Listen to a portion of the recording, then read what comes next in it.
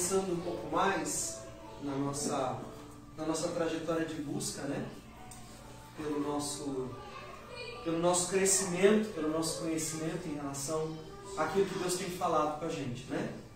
E essa comunidade que Deus propôs a levantar é aquela comunidade de Atos capítulo 4, versículo 32, que diz assim: da multidão dos que creram era um coração e alma. Da multidão dos que creram era um coração e alma. Esse texto é um texto que para mim é bastante importante, e ele se junta com outro texto. E esse capítulo que hoje eu quero pregar sobre ele, sobre esse tema, ele me lembrou uma pregação minha de alguns anos atrás, que o Senhor me deu numa situação bastante complicada, numa situação bastante difícil, em que eu estava envolvido com uma outra pessoa que havia tido algumas dificuldades em seu ministério. E nessa época Deus me deu essa palavra, eu acho que já tem para mais de 10 anos. E esse capítulo dessa semana, esses 2 capítulos sobre o que significa ser uma comunidade espiritual, uma comunidade segundo o coração de Deus, ela me lembrou de uma forma assim muito forte essa experiência e também essa pregação. E eu talvez não vá falar exatamente as palavras que você leu durante a semana nesses capítulos, mas eu quero usar o texto de Romanos capítulo 15, Romanos capítulo 15, e essa palavra eu vi agora em 2012, eu recebi ela. Em 2012 eu preguei essa palavra e ela foi um divisor de águas naquele momento, para aquela circunstância, e ela vem sendo construída nesses anos na minha vida e também no meu ministério. E eu gostaria de juntar essa palavra de Romanos capítulo 15 com aquilo que nós lemos essa semana, que foi o nosso devocional, nossa busca como igreja, né? Que estamos buscando nesse caminho de sermos uma comunidade. Eu, na época, dei o título para essa pregação de Um Sonho de Igreja. Por que um sonho de igreja? Porque eu acho que a igreja que consegue viver o que está descrito em Romanos 15, ela é uma igreja do sonho de qualquer pastor, ela é uma igreja do sonho do pastor maior. Ela é uma igreja que reflete o caráter de Jesus, que reflete a verdade do Evangelho, que consegue mostrar para as pessoas qual é a essência daquilo que nós cremos e da forma que nós escolhemos viver. E por isso eu acho que esse texto é tão importante, né? Em Romanos capítulo 15, eu vou ler ele e depois eu vou juntar com aquilo que eu escrevi ali. Romanos capítulo 15, na tradução da Mensagem, eu gosto dessa tradução. Tem muita gente que critica ela, tem muita gente que diz, mas não é literal. É verdade, não é literal. Mas eu acho que tem muita coisa aqui que faz a gente abrir os olhos para realidades que talvez você não abra se você ler num outro texto mais formal, né? Então eu queria que você me acompanhasse. Romanos capítulo 15, versículo 1 diz assim: aqueles que de nós forem mais fortes e capazes na fé, têm o dever de ajudar os vacilantes. E não deve-se fazer aquilo que é conveniente. Se temos força, é para servir e não para ganhar prestígio. Cada um de nós precisa se preocupar com o bem-estar alheio e sempre perguntar como eu posso ajudar. Foi o que Jesus fez. Ele não facilitou as coisas para si mesmo, evitando os problemas alheios, mas ele estava sempre disposto a ajudar. Ele dizia, assumo os problemas dos problemáticos. Assim, as Escrituras apresentam essa questão. Ainda que isso tenha sido registrado nas Escrituras há muito tempo, estejam certos que foi escrito para nós. Deus quer que seu chamado firme e permanente, combinado com o conselho caloroso e pessoal das Escrituras, nos caracterizem, não venham a nos caracterizar, mantendo-nos alerta para o que vier a fazer. Que nosso Deus fiel e imutável, pessoal, caloroso, desenvolva a maturidade de vocês, de forma que possam estar um ao lado do outro, assim como Jesus se põe ao lado de cada um de nós. Então seremos um coral, não apenas uma voz, mas a nossa vida cantará um hino maravilhoso, em perfeita harmonia ao Deus Pai, em nosso Senhor Jesus Cristo. Portanto, estendam a mão, acolham uns aos outros para a glória de Deus. Jesus fez assim, agora é a vez de vocês. sendo fiéis ao propósito de Deus. Jesus estendeu a mão aos judeus de maneira especial, de modo que as velhas promessas feitas aos antepassados se tornassem verdadeiras para eles. Como resultado, muitos foram alcançados pela misericórdia. Agora podem demonstrar gratidão a Deus. Pense em todos os textos das Escrituras que se cumprem naquilo que nós fazemos. E aí eu posso continuar lendo o texto, mas eu quero parar por aqui. Eu não sei, talvez nos falte a capacidade de entender tudo que as palavras desse texto querem de fato nos ensinar. Talvez nos falte até mesmo entendimento sobre coisas básicas que esse texto quer dizer. Mas eu tenho no meu coração a certeza de que esse texto ele é um balizador, de que esse texto ele é um crivo, ele é uma régua, ele é um padrão, ele é um estabelecimento de uma maneira de caminhar que Jesus ensinou através dos nossos irmãos que estavam em Roma, na vida de Paulo e de seus discípulos. E a primeira coisa que ele diz assim: aqueles que de nós forem mais fortes têm o dever de ajudar os que são vacilantes. Diga comigo, aqueles mais fortes devem ajudar não somente os mais fracos, mas os vacilantes. Quem de vocês conhece um vacilão na vida? Você já conheceu um vacilão na sua vida? Uma pessoa que só dá mancada? Toda hora que você acha que a pessoa está caminhando um pouquinho melhor, de repente ela vacila. O que é um vacilo? O que é um vacilo? Escorregão. Um escorregão. Uma coisa que era já para a pessoa não fazer mais, que já era para estar claro no entendimento dela. Mas de repente a pessoa vacila. Quem de vocês gostaria de caminhar dia a dia ao lado de um vacilão? Você acha assim, nossa, Jesus disse que nunca é para a gente andar sozinho. Então eu vou escolher, eu vou andar atrás de alguém. Eu vou escolher quem para caminhar comigo? Quem que você escolhe para andar com você?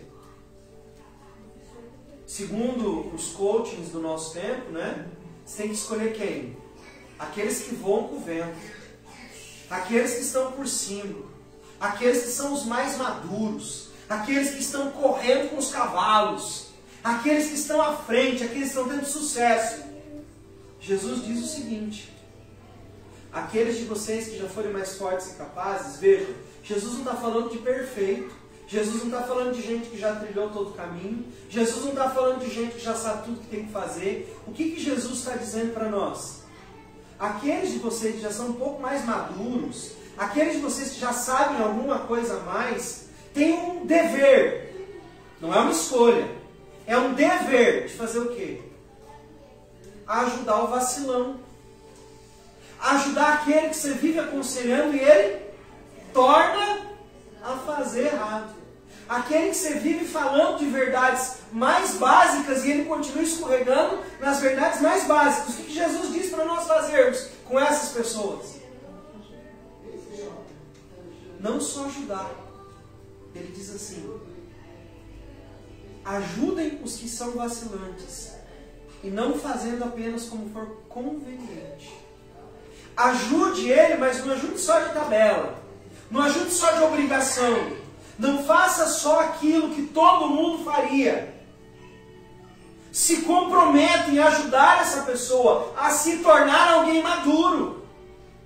Vá do lado dela e caminhe com ela. Independente dos resultados. Dá para entender isso nesse texto? Olha só, aqueles de vocês que forem mais fortes e capazes na fé, devem ajudar os vacilantes. Não devem fazer apenas o que for conveniente. Ou seja, não é para fazer só aquilo que eu acho que eu devo fazer. É para fazer a mais, é para ir além, é para caminhar mais do que normalmente as pessoas caminhariam. Não só o dever, não só a obrigação, não só aquilo que todo mundo diz que você deve fazer, mas ir além com esses. Veja, não é ir além com quem está comprometido. É ir além com o vacilante. Não é um desafio isso aqui? Não é só ir além com quem está demonstrando interesse de aprender e caminhar e fazer. Isso todo mundo faz, gente. O Evangelho está convidando a gente a fazer o quê? A ir com aqueles que não querem, aparentemente, ou que não conseguem ter consistência. Jesus está dizendo para nós, com esses, vocês devem ir além. Criar um ambiente que inspire essas pessoas a conhecer mais a Jesus. Criar um clima entre nós e essas pessoas que façam com que elas desejem conhecer mais a Jesus. Que pessoas cheguem na nossa comunidade e elas percebam que nós estamos dispostos a caminhar com elas, ainda que elas sejam vacilantes. Ainda que elas não sejam tão firmes quanto deveriam ser. Mas que há em nós disposição para caminhar com elas. Será que isso vai fazer muito sucesso nesses dias? Acho que não, né? Porque nós vivemos dias onde você deve andar do lado dos grandes, onde você deve correr do lado dos fortes, onde você deve escolher andar com aqueles que vão te trazer algum benefício, algum proveito. E o caminho de Jesus é um caminho contrário a isso. É o caminho de você dar às pessoas, mesmo que aparentemente elas não estejam conseguindo trazer um bom resultado para você ou para a tua instituição. Colha elas. Dê a elas aquilo que Jesus daria. A segunda coisa que ele diz é: se temos força é para servir, não para ganhar prestígio. Veja, aqui tem uma coisa bem importante. A comunidade que Deus propôs a levantar, de Atos capítulo 4, que é aqueles que têm o mesmo coração, não é ter o mesmo coração para ter sucesso. É ter o mesmo coração no sentido de partilhar o que sentimos, acreditamos e temos convicção de que Deus quer que a gente viva. Não é simplesmente, não, aqui todos dizem amém do mesmo jeito, quer ver? Amém, gente? Amém, gente. Não é esse tipo de falar a mesma coisa. Não é eu chegar aqui e dizer, meu irmão, minha irmã, e você sair e dizer assim, ô irmão, ô irmã. Não é esse falar igual que eu estou dizendo para você. Falar igual, falar a mesma coisa, é ter dentro de si ressoando a mesma mensagem. É olhar para o irmão vacilante, amar o irmão vacilante, quando ninguém mais está disposto a amar o irmão vacilante. É servir ainda que cuidar do irmão vacilante não te traga sucesso, não te traga reconhecimento. Coisa gostosa é cuidar de quem te traz reconhecimento, não é? Você não acha que é bom cuidar de quem te traz reconhecimento? É mais gostoso. E Jesus não disse para a gente não ser reconhecido. Mas Jesus está nos desafiando aqui, olha, não é só o bem bom daí não, tá? Do Evangelho. Não é só você cuidar daqueles que vão reconhecer o seu cuidado. Mas é amar, cuidar e caminhar do lado de pessoas que talvez nunca vão ter condições de reconhecer o quanto você foi importante na vida deles. Vocês acham isso fácil? Vocês acham isso assim a coisa mais manteiguinha que tem para fazer na vida? Puxa, parece até que Deus está olhando para a gente e dizendo um monte de coisa que a gente não é capaz de fazer. Mas, gente, se o Evangelho está dizendo que nós temos força, e que a força que nós temos é para servir, e não para buscar esse sucesso que o mundo está pregando, que nós devemos ter esse prestígio, veja, a Bíblia não usa a palavra prestígio lá em Atos capítulo 2.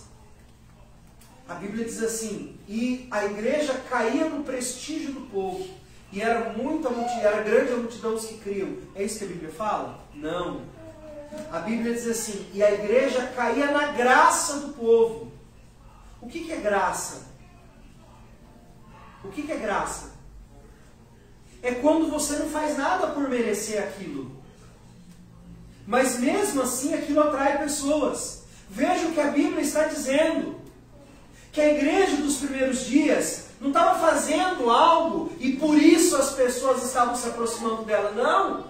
A Bíblia diz que Deus derramava sua graça sobre a igreja. Ou seja, acontecia na igreja coisas que as pessoas não mereciam. Aquele povo era um povo que estava vivendo o que não merecia. E por estar vivendo o que não merecia, Deus acrescentava pessoas dentro daquele ambiente para que também experimentassem a mesma coisa. Gente, aqui é o lugar de experimentar coisas que nós não merecemos viver. Quem de vocês é tão justo que merece viver o perdão? Quem de nós é tão correto que não tenha nada do que ser acusado? Quem de nós é tão bom que não tenha maldade nenhuma dentro de si? Nenhum de nós. Mas a Bíblia está nos dizendo algo. A graça de Deus é derramada sobre a igreja e ela vai fluir algo que a igreja não é capaz de fazer sozinha. Mas é um derramar de Deus. E esse derramar de Deus atraía pessoas. Você entende qual que é a chave para qualquer igreja se tornar aquilo que ela precisa ser?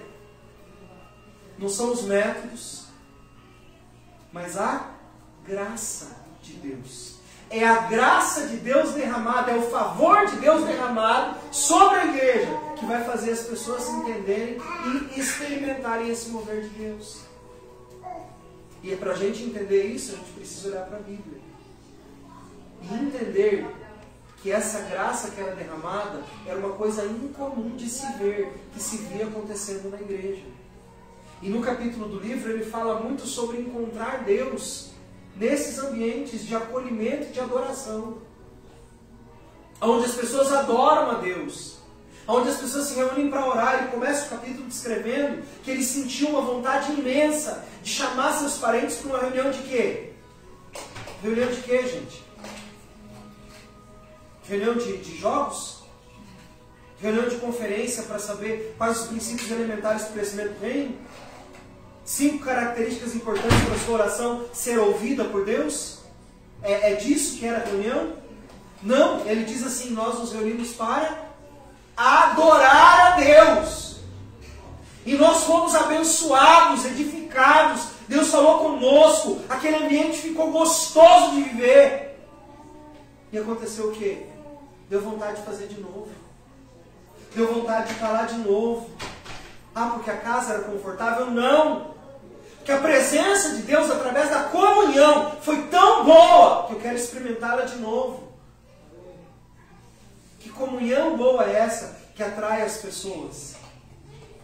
Não é o que eu faço, não é o que você faz, mas é o que nós permitimos que Deus opere na vida das pessoas através de nós e da comunhão que nós dedicamos ter a elas, debaixo de um ambiente de muita unção e de vida.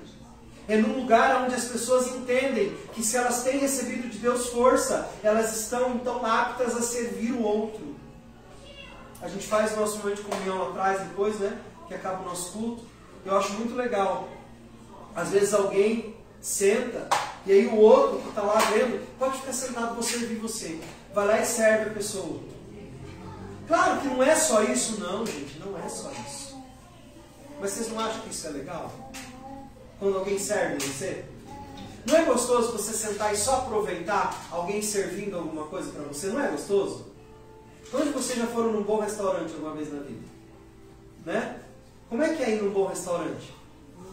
Você senta e os garçons te trazem, senhor, senhora, né? Te trazem pratos quentes. Às vezes olham na tua frente, o que ele deixou já está frio. Ele nem te pergunta, ele já tira o que está frio e traz alguma coisa quentinha de novo. E pergunta, você quer mais alguma coisa? Você não se sente o imperador de Constantinopla?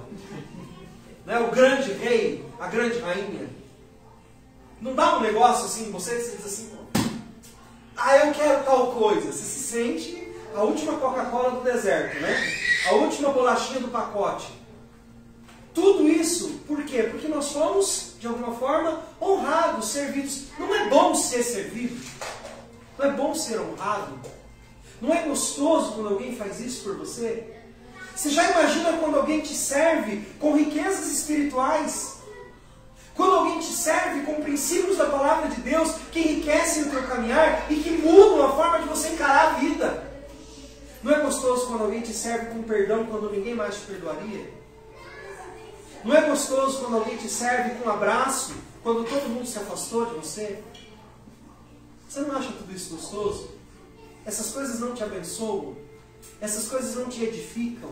Essas coisas não te transformam como alguém que está vivendo algo que não é comum? Isso é o Evangelho do Reino e essa é a comunidade que Deus se propôs a levantar. Uma comunidade que vive isso na sua prática diária, que serve uns aos outros, que pergunta como vai você. Quantos de vocês, não precisa levantar a mão, mas agora eu queria evocar essa lembrança. Quantos de vocês essa semana lembraram de mandar mensagem para alguém? de mandar um versículo para alguém. Ou lá no seu momento de oração, você orou por alguém da igreja. Você abençoou a vida de algum irmão nosso que você sabe que está passando por um momento difícil. Nós tivemos lá no começo da semana um motivo de oração. E eu sei que muitos de vocês oraram. E as nossas orações não só fazem sentido, mas elas tiveram um efeito. Não é bom você viver isso? Isso é uma forma de servir. Não é gostoso você vir para a igreja, ter um ambiente legal e você poder compartilhar a sua semana, a sua vida, ou como está sendo para você? Não é gostoso compartilhar o crescimento das pessoas? Isso são formas de servir, não para ganhar prestígio, mas simplesmente, como diz o próprio texto nessa tradução, buscar o bem-estar alheio, perguntando: como que eu posso te ajudar? Como é que eu posso ser bênção na sua vida? Como eu posso criar esse lugar onde não só o aconselhamento, mas a comunhão com Deus faz com que a gente tenha conversas simples e edificantes? Quantas vezes eu tenho ouvido de vocês e de todos aqueles que fazem parte da nossa comunidade, às vezes no final do culto: puxa, pastor, hoje você falou uma coisa que mexeu fundo no meu coração. Aquilo, nossa, eu percebi que eu preciso melhorar nessa área. Quantas vezes eu chego ali para cumprimentar vocês, para liberar vocês para ir embora, para abrir o portão, a porta, e de repente eu ouço: nossa, estava conversando com o Diego, estava conversando com o Kaique, estava conversando com a pastora Elisângela, e Deus falou demais comigo. Como foi boa aquela conversa lá na mesa. Ambientes transformadores, mas é o ambiente que faz isso? Não! Quem faz isso somos nós, através do nosso coração disposto a ser a comunidade que Deus propôs a levantar, que se importa de verdade com o outro, a ponto de servir o outro naquilo que é a sua necessidade, naquilo que é a necessidade do outro, não aquilo que eu quero fazer.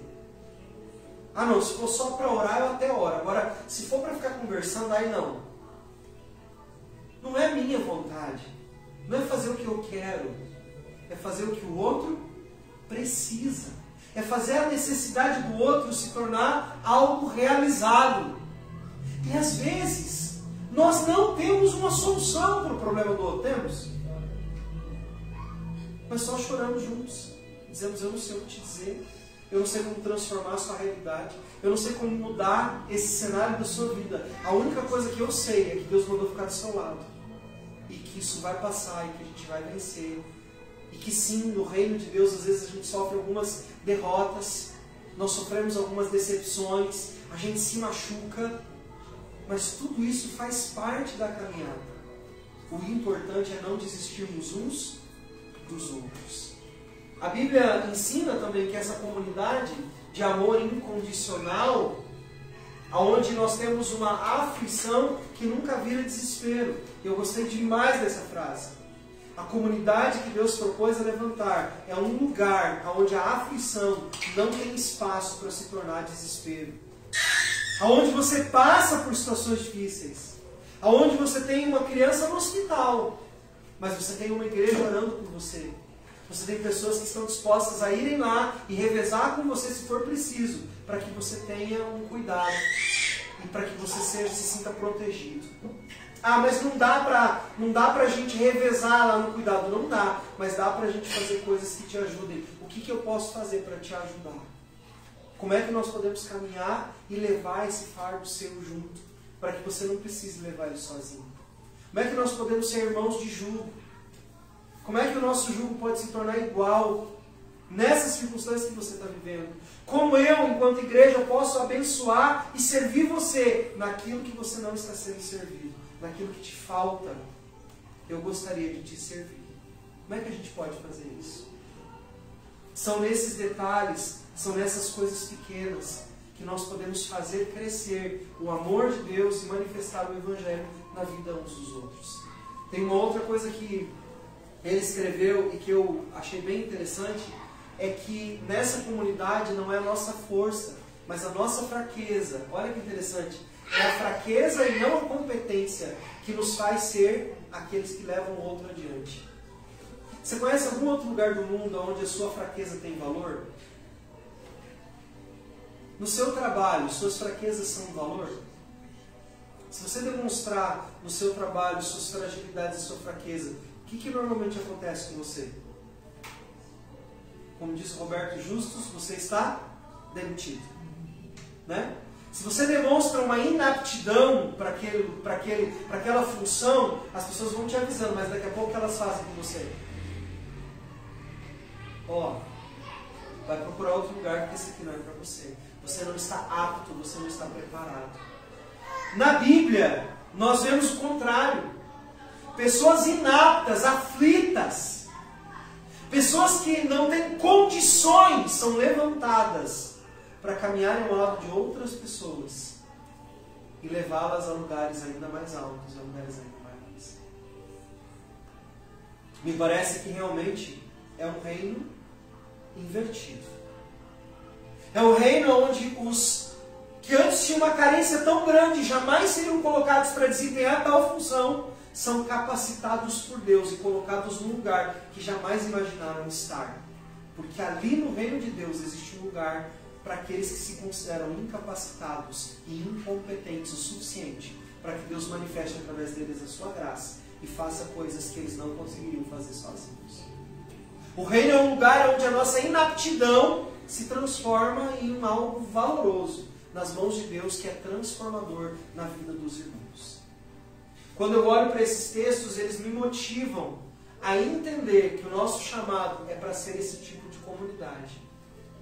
Não uma comunidade que simplesmente ignora os problemas e as barreiras, mas que os supera juntos, olhando para o outro na sua dificuldade e assimilando essa dificuldade, não como algo que eu não sou capaz de conviver, mas sim como algo que Deus está me convidando na vida do meu irmão a superar junto com ele, para transformá-lo em um testemunho vivo do Evangelho. Eu vejo isso acontecendo na Bíblia o tempo todo. As faltas que nós admitimos se tornando sucessos e esperanças nas mãos de um Deus que sabe transformar realidades. Aquilo que você imagina que você não pode, de repente Deus te levanta e diz se você vai fazer. Através dessa comunidade. Aquilo que você não tem possibilidade, essa comunidade cria possibilidades de você viver, porque essa comunidade está envolvida com a sua vida. Nós já fizemos casamentos que não tinham condições de serem feitos. Nós já fizemos outras coisas que não tinham condições de serem feitas. E por que nós fizemos isso? Como é que nós conseguimos colocar isso em ação? Como é que nós conseguimos realizar essas coisas? Nós conseguimos fazer e realizar isso quando nós unimos em propósito. Dissemos, olha, tem uma coisa aqui que não é possível acontecer se nós não nos unirmos. Aí nós nos unimos e o que aconteceu? Aconteceu. Nós pudemos realizar aquilo. Ah, porque nós somos bobos? Não! Bobo. Não é não.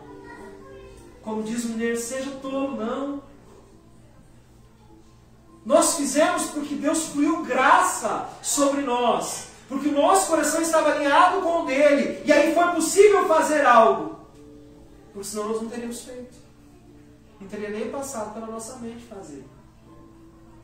Mas como Deus gerou no nosso coração, inclinou para nós, nos mostrou e nós estávamos abertos para ouvir e realizar, aconteceu. A mão de Deus se estendeu sobre nós e nós alcançamos aquilo que era para alcançar, por causa da boa mão de Deus. Então, a comunidade que Deus propôs a levantar é essa, onde as pessoas caminham juntos, onde as falhas não são dificuldades que nos afastem uns dos outros, mas são o combustível que nos faz olhar para o outro com misericórdia e trazê-lo para perto de nós. Sabe, nós muitas vezes nos sentimos desvalorizados, porque nós não conseguimos deixar a nossa prática em coerência com o desejo de Deus. Deus tem um desejo de realizar algo, e aí nós não conseguimos trazer coerência nesse desejo que Deus tem de realizar algo para a prática na nossa vida. E aí nós não vivemos coisas que nós gostaríamos de viver. E Deus está nos convidando a ter coerência. Ou seja, alinharmos o nosso coração ao dele e trazermos essa coerência à existência. para que sejamos uma comunidade transformadora, nós vamos ter que ter disposição de nos tornar coerentes com aquilo que o Evangelho diz que nós devemos ser. E uma das coerências do Evangelho é que nós não estamos procurando pessoas perfeitas. Nós não estamos procurando pessoas já realizadas. Nós não estamos procurando pessoas capacitadas. Nós não estamos procurando pessoas perfeitas. Nós estamos procurando pessoas aflitas como nós, mas que encontraram em Deus a sua única esperança e que são capazes e querem caminhar em Deus para alcançar o coração de outras pessoas que, mesmo incapazes, entenderam que é possível realizar em Deus alguma coisa de relevante nesse mundo. Então, essa palavra que vem ao nosso coração é esse Evangelho que liberta, porque ele não é o Evangelho daquilo que você pode fazer sozinho. É o Evangelho que realiza em nós aquilo que nós não podemos fazer, pela graça que é derramada em nós, quando nós estamos em comunhão e aprendemos que a falha, a necessidade e a debilidade do outro não é motivo de afastar, mas é motivo de nos juntarmos para criarmos algo novo juntos. E não é dos melhores, mas dos vacilantes que o texto está nos dizendo. Jesus diz, e eu acho muito interessante isso que o Eugene Peterson escreveu, eu assumo os problemas dos problemáticos. Problemático é uma pessoa que no mínimo tem mais de um problema, né? Não é? Quando eu falo assim, fulano é problemático, o que eu estou querendo dizer? No fundo, vou traduzir o seguinte, fulano de tal é encrenca, tudo que ele faz dá problema. Essa é uma pessoa problemática, não é?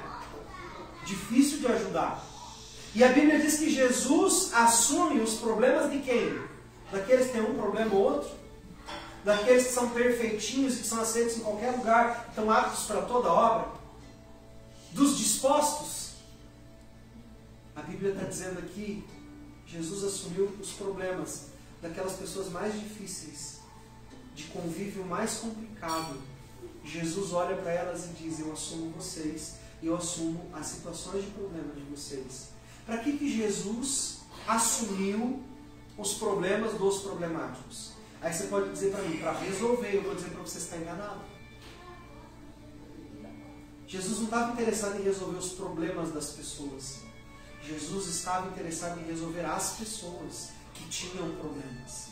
Porque se ele resolvesse as pessoas, os seus problemas seriam automaticamente mais administráveis e fáceis de serem resolvidos.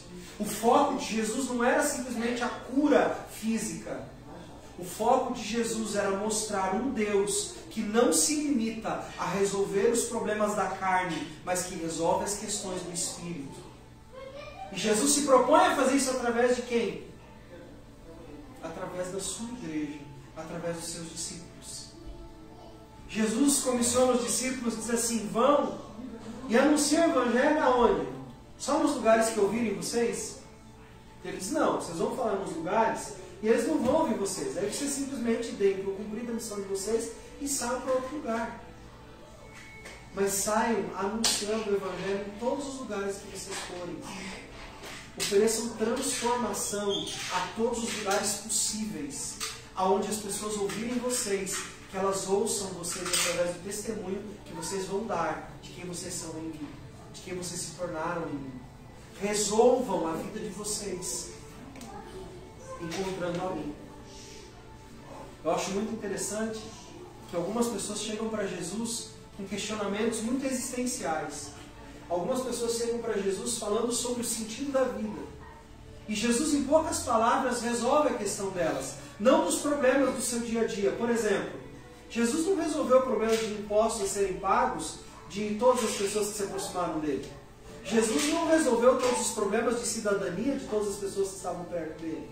Jesus não resolveu todos os problemas familiares de quem estava perto dele. Mas Jesus resolveu todos os problemas de salvação de todos aqueles que se aproximaram dele e aceitaram que ele podia salvá-los. Jesus não quer nos salvar dos nossos problemas. Jesus quer nos salvar. Olhe para quem está perto de você e diga assim, isso é uma chave para nós vivermos. Isso é uma chave. Jesus não quer resolver todos os seus problemas. Pode falar. Jesus não quer resolver todos os seus problemas. Ele não está interessado em resolver todos os seus problemas. E agora olhem para a pessoa que está do seu lado e diga, mas a maior verdade que eu posso te dizer nessa noite é que Ele quer resolver você. Amém? Jesus quer nos resolver. E agora, olha que lindo isso. Olha que lindo isso que nós vamos dizer um para o outro agora. Jesus quer resolver você através de mim.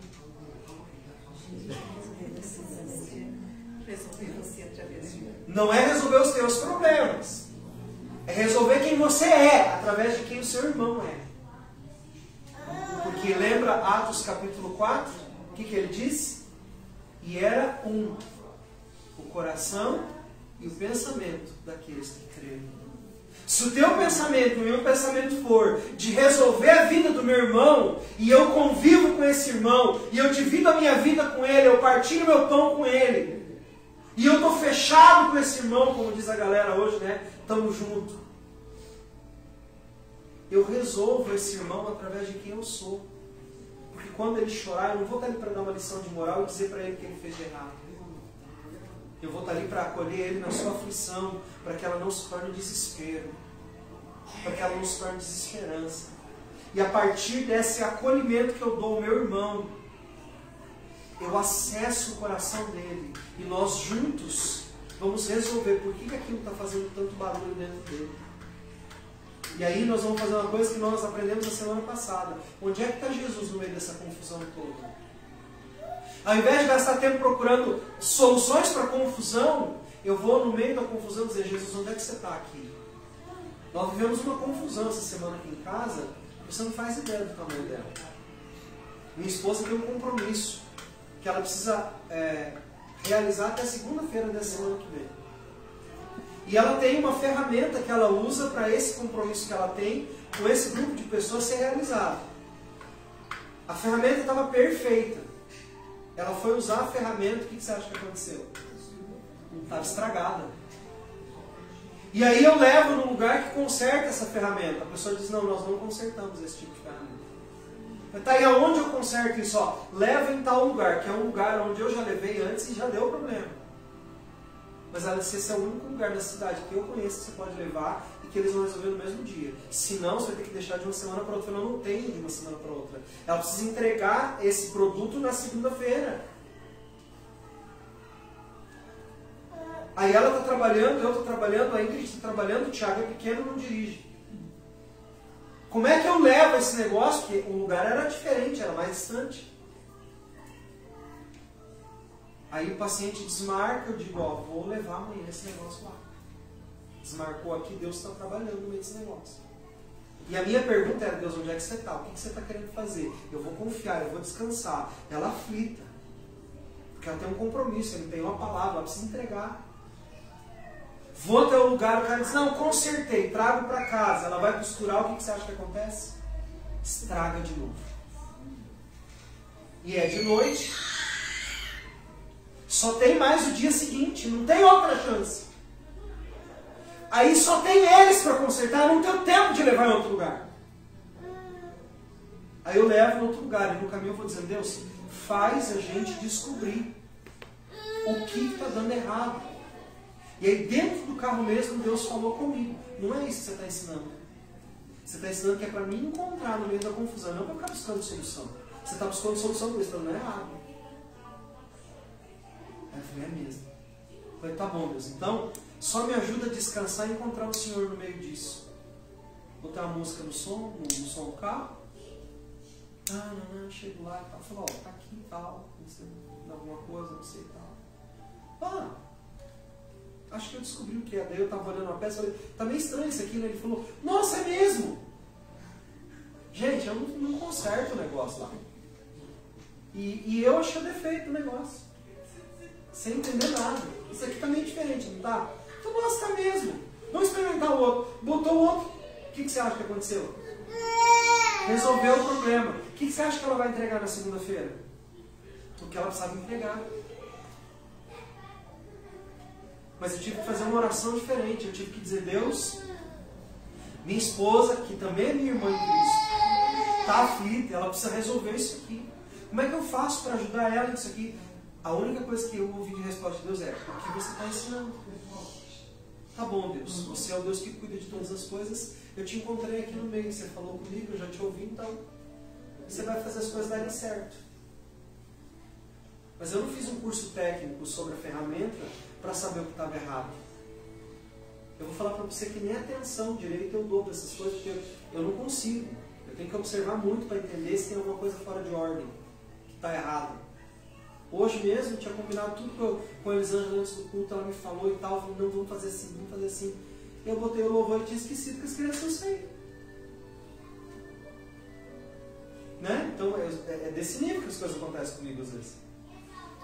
Eu estou fazendo uma coisa e eu esqueço o que eu estou fazendo. De repente, eu estava com um negócio ali na mão e eu olhei, mas essa peça aqui não está esquisita? O cara falou, é verdade, tá? É isso aí que está estragado. Vou mostrar para você. Vai lá, pega, põe uma peça nova. Funcionou 100%, está funcionando. Fui eu que descobri? Não foi, gente. O que eu descobri foi onde Jesus estava no meio dessa confusão toda. Foi isso que eu descobri. E quando eu descobri onde Jesus estava no meio dessa confusão toda, eu abençoei a minha vida e a vida dela. E a vida das pessoas que vão receber o que ela vai fazer na segunda-feira. Então a minha descoberta de onde Jesus estava no meio da confusão abençoa a minha vida, a vida da minha família, da minha esposa e a vida do lugar onde ela trabalha. Mas porque eu encontrei Jesus no meio disso tudo. E é isso que acontece quando um irmão busca ajudar o outro irmão. Deus, ele revela onde ele está. Então vamos parar de simplesmente orar pela confusão para que ela se resolva. E vamos juntos começar a colocar as nossas debilidades, as nossas falhas a serviço de Deus. Dizer, Deus, eu tenho aqui uma dificuldade. Eu não estou conseguindo enxergar, mas eu quero enxergar o Senhor. Eu não vou focar na resolução, eu vou focar no Senhor. Me ajuda a focar no Senhor nessa dificuldade que a André está passando? Vamos achar o Senhor, André, na confusão? Eu e você juntos. Vamos orar por isso. Vamos nos abençoar um ao outro. E aí nós vamos ser a comunidade que Deus se propõe a levantar. Vamos parar de achar que a nossa missão é identificar o que está de errado no outro, o que está de errado na circunstância. E vamos começar a desarmar o nosso interior. Você sabia que pessoas que foram feridas desenvolvem vários mecanismos de defesa e elas não conseguem enxergar a realidade que está à sua frente? Você já conheceu alguém que tinha muito medo? Eu já falei isso para vocês aqui algumas vezes, né? Eu vi até o monstro da jaqueta no meu quarto, então tipo assim, né? Eu já vi coisas que nunca existiram. Porque o medo sempre foi um grande problema para mim. A partir do momento que eu comecei a receber o amor de Cristo no meu coração, esse medo começou a diminuir, ele começou a curar o meu trauma de medo, a minha dor, o que envolvia o medo. E hoje eu não tenho o mesmo medo que eu tinha antes. E eu posso entender hoje que ele tem medo, porque eu já passei pelo que eles já passaram, que eles estão passando. Mas como que eu posso ajudar? Eu me coloco do lado. Eu digo, nós vamos vencer isso juntos. A comunidade que Deus se propôs a levantar é essa comunidade que está junto com o outro, nos seus medos, nas suas dificuldades, para desarmar suas trincheiras e nos colocarmos a serviço de Deus, para que a gente se encontre junto, mesmo na nossa fraqueza. O destino de todos nós, em Deus, é sermos essa comunidade que Ele se propôs a levantar. E eu oro para que nós possamos entender isso e viver isso como comunidade de fé que nós somos. A somarmos um com o outro nas descobertas que o Reino nos propõe a caminhar, mesmo andando em fraqueza, para que a fraqueza do nosso irmão não se transforme em desespero, para que a sua aflição não se torne desespero. Esse é o papel da comunidade que Deus propôs a levantar. Amém? Vamos orar por isso? Vamos pedir a Deus que Ele nos ilumine, que Ele nos guie, que o nosso caminho seja claro na descoberta do que Ele espera de nós? Vamos orar por isso? Queria convidar você a fechar os teus olhos. Queria que você pudesse, em nome de Jesus, desprender o seu coração de tudo aquilo que pode estar prendendo.